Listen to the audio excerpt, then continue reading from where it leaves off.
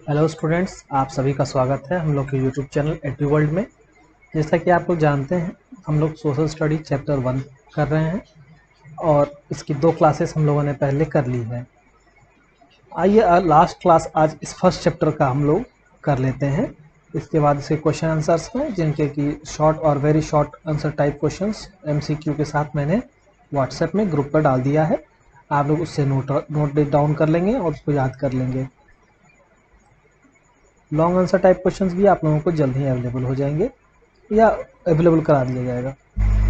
आइए आज समझते हैं प्रोसेसिंग एंड डेवलपमेंट, किस तरह से विकास के लिए रिसोर्सेस का इस्तेमाल प्रोसेस के करके हम लोग विकसित कर सकते हैं, ये समझेंगे आज। देखिए, processing increases the usefulness of a resource. किसी भी संसाधन का अधिक से अधिक इस्तेमाल हो पाना, ये प्रोसेसिंग पर डिपेंड करता है। अगर कोई सब्सटेंस को हम लोग प्रोसेस कर पाएँ तो उससे अधिक तरीके से हम लोग इस्तेमाल ले पाएंगे।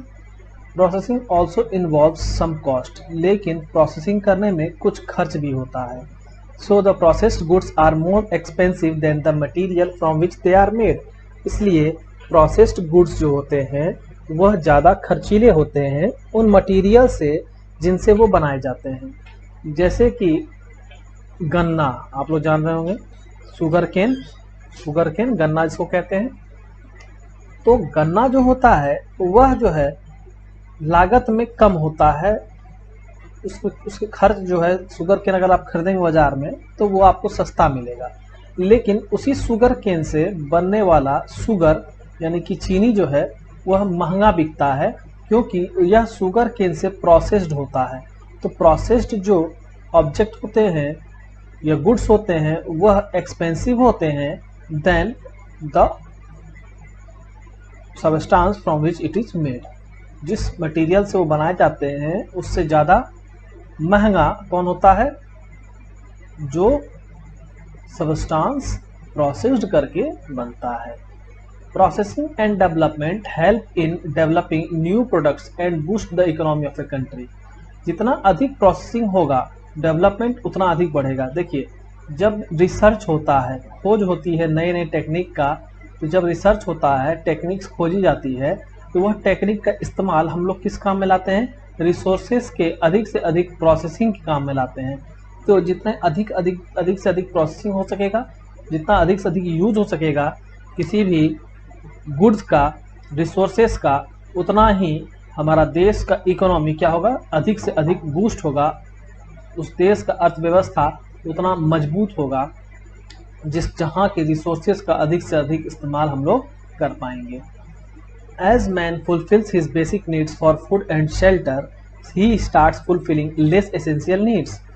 जिस तरह से इंसान क्या करता है, अपना जो सबसे जरूरी कहिए आवश्यकताएं हैं, भोजन और रहने के लिए स्थान, तो इसकी जो है पूर्ति करता है। सबसे पहले कोई भी व्यक्ति अपने खाने का और रहने का व्यवस्था करता है। He start fulfilling less essential needs. लेकिन जब यह प्राप्त हो जाता है तो फिर कुछ कम आवश्यक चीज़ें जो होती हैं, ज़रूरतें जो होती है, उसकी भी वो क्या करता है? पूर्ति करना शुरू करता है। As he advances his needs become complex. जैसे जैसे वो क्या होता है, आगे की ओर बढ़ते जाता है, उसको एक एक करके धीरे धीरे जब सब पूर्ति होने लगती है तो उसकी जो आवश्यकताएं हैं वो बढ़ती चली जाती है। And he finds new resources और new uses for existing resources to fulfil them. और फिर वह अपनी आवश्यकताओं की पूर्ति के लिए जो पहले से रिसोर्स संसाधन हम लोग को अवेलेबल होते हैं उसकी नए नए प्रकार से इस्तेमाल करने की विधि खोजता है। In this way he consumes more resources than a less advanced country. इस तरह से क्या होता है, वह व्यक्ति किसी एक देश में हो रहे यानी कि लेस एडवांस, ऐसा देश जहाँ पर की टेक्नोलॉजी कमी है, वहाँ से ज़्यादा इस्तेमाल कर पाता है रिसोर्सेज को, क्योंकि रिसोर्सेज डायरेक्टली डिपेंड कर जाते हैं उसके टेक्नोलॉजी पर। अपने इस्तेमाल के लिए डिपेंड कर जाते हैं टेक्नोलॉजी पर। जहाँ जितना अधिक टेक्नोलॉजी होगा वहाँ रिसोर्सेज का इस्तेमाल उतना ही अधिक तरीके से हो सकेगा। This is the reason why developed country like USA और Canada consume more resources than a less developed country like India और बांग्लादेश। और यही एक बहुत बड़ा वजह है कि जिस तरह से अमेरिका हो गया, यूनाइटेड स्टेट ऑफ अमेरिका या कनाडा हो गया, यह जो है रिसोर्सेज का अधिक इस्तेमाल कर पाता है। हम लोग जैसे कम डेवलप्ड कंट्री से, जैसे कि इंडिया, भारत, बांग्लादेश, इस तरह के जो कम डेवलप्ड कंट्री हैं, इससे ज़्यादा इस्तेमाल कर पाता है यूएसए या कनाडा रिसोर्सेज का। अब देखिए आदित्य और प्रकृति, ये दोनों भाई बहन हैं, शुरू में आप लोगों ने देखा था। तो आदित्य पूछता है, दीदी what is less productivity? Less productivity क्या होती है, कम पैदावार क्या होती है? प्रकृति कहती है, आदित्य एज टेक्नोलॉजी एडवांसेस, जिस तरह से कि तकनीक जो है वह क्या हो रहा है, बढ़ता जा रहा है, more goods can be produced in less time, तो कम ही समय में अधिक मात्रा में सामानों को बनाया जा पा रहा है। Using smaller quantity of resources and productivity increases, come resource का इस्तेमाल करके हम लोगों को ज़्यादा से ज़्यादा क्या मिल रहा है, उपज मिल रहा है, प्रोडक्टिविटी मिल रहा है, उत्पादन मिल रहा है। तो यह कैसे हो रहा है, ये टेक्नोलॉजी के एडवांसमेंट की वजह से हो रहा है, जो नई नई टेक्नोलॉजीज आ रही है उस वजह से हो पा रहा है। आदित्य पूछता है, दीदी what affect the productivity of a country? किसी देश का जो उत्पादन है उसको क्या चीजें अफेक्ट करती हैं, प्रभाव डालती हैं? प्रकृति बताती है, the quality of human resources greatly influences productivity.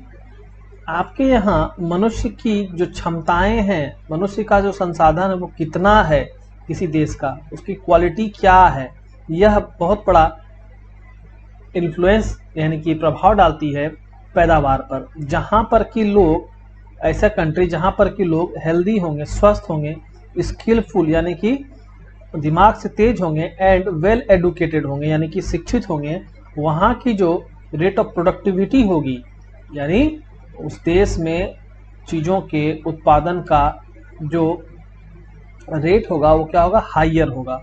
वहाँ ज़्यादा मात्रा में चीज़ें प्रोडक्ट की जा सकेंगी, उत्पादन की जा सकेंगी, then the country with unhealthy, unskilled and uneducated people, उसकी तुलना में, उस देश की तुलना में जहाँ पर के लोग जो हैं वो अस्वस्थ रहते हों, जहाँ पर के लोगों में स्किल की कमी हो और वो अशिक्षित हों, वहाँ के तुलना में वैसे देश जहाँ पर के लोग स्वस्थ होंगे, स्किलफुल होंगे और पढ़े लिखे होंगे, वहाँ का पैदावार या वहाँ का जो प्रोडक्टिविटी होगा, उत्पादन क्षमता होगा, वो अधिक होगा, क्योंकि वे लोग वही रिसोर्स का अलग अलग तरीके से इस्तेमाल कर पाएंगे। तो ये बात आप समझ गए। तो ये रिसोर्स का चैप्टर, फर्स्ट चैप्टर जो हम लोगों का था, रिसोर्स एंड डेवलपमेंट, ये यहाँ पर कंप्लीट हो गया। अगर आप लोगों को कहीं समझने में परेशानी आई हो तो आप लोग ग्रुप में भी पूछ सकते हैं। देखिए ये इसके क्वेश्चंस हैं, इसी चैप्टर के ऑब्जेक्टिव क्वेश्चन, जैसे which of this is not a natural resource, which of this is not biotic resource. तो यहाँ इसके मैंने ई तक के क्वेश्चंस जो हैं, डी ई तक के क्वेश्चंस आप लोगों को सेंड कर दिया है ग्रुप में, और एफ के जो क्वेश्चंस हैं ये भी मैं जल्द से जल्द करा दूंगा अगर बच गया हो तो उम्मीद करता हूँ आप लोग जो है इससे लाभ लेंगे। तो ये चैप्टर हम लोगों का यहाँ फर्स्ट चैप्टर कंप्लीट हो गया है।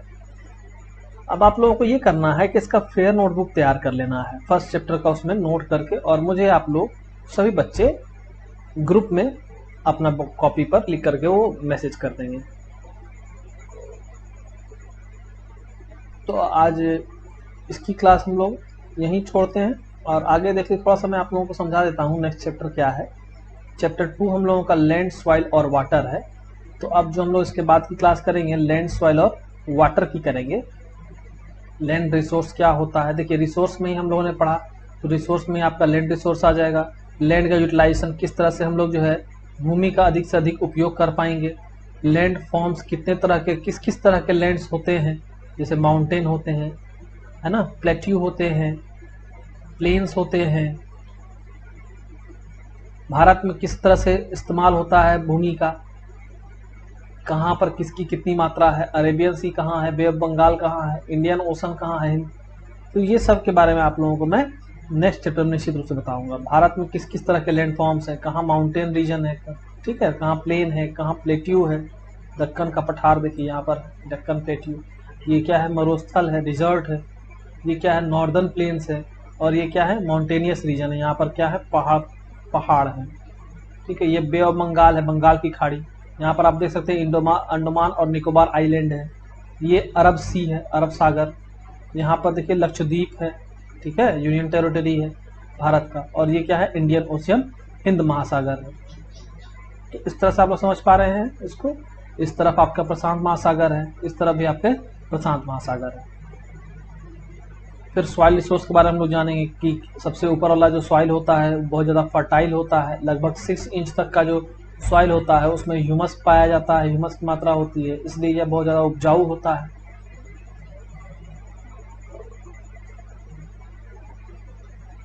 फिर हम लोग भारत में पढ़ेंगे किस किस तरह की सॉइल है। Alluvial soil, black soil, red soil और laterite soil, sandy soil, mountain soil, और ये कहाँ कहाँ पाया जाता है।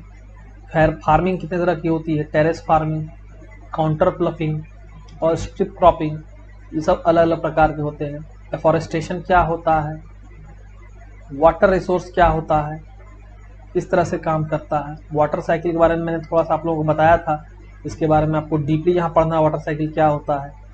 उसके बाद डिस्ट्रीब्यूशन ऑफ वाटर, पानी किस तरह से जो है डिस्ट्रीब्यूटेड है ऑल ओवर वर्ल्ड में। लेटीट्यूड्स के बारे में आप लोग समझेंगे, लॉन्गिट्यूड्स के बारे में समझेंगे। वाटर जो है इंडिया में किस तरह से डिस्ट्रीब्यूटेड है इसके बारे में समझेंगे। और फिर ये चैप्टर आपका खत्म होगा। ये चैप्टर थोड़ा सा ज़्यादा लंबा है, इसको भी हम लोग नेक्स्ट क्लास से स्टार्ट करेंगे, लेकिन पहले इसके आप लोग नोट्स तैयार कर लें। तो हम लोगों का सोशल की पढ़ाई हो रही है, साइंस की पढ़ाई स्टार्ट हो गई है, और जीके का मैंने एक चैप्टर करवा ही दिया है। तो 3 चीज़ों का सिलेबस आप लोगों कैसे कंप्लीट हो गया। मैथ के 3 चैप्टर करा दिए हैं, तो 4 सब्जेक्ट हो गए आप लोगों के। और बाकी जो आप लोगों का बच रहा है इंग्लिश, उसके भी क्लासेस जल्द ही मैं शुरू करवाऊंगा। तो आप लोग ध्यान रखेंगे और पढ़ाई अपनी शुरू रखेंगे, जारी रखेंगे। ठीक है, फिर मिलते हैं हम लोग नेक्स्ट क्लास में। आप लोग नोटिफिकेशंस पर ध्यान रखिएगा, कब काफ़ी क्लास होती है, टाइमिंग अपना देख करके, और आप लोग क्लास ज्वाइन किया करें। ओके, फिर मिलते हैं नेक्स्ट क्लास में। लाइक बटन प्रेस कर दें आप लोग। Okay, good day.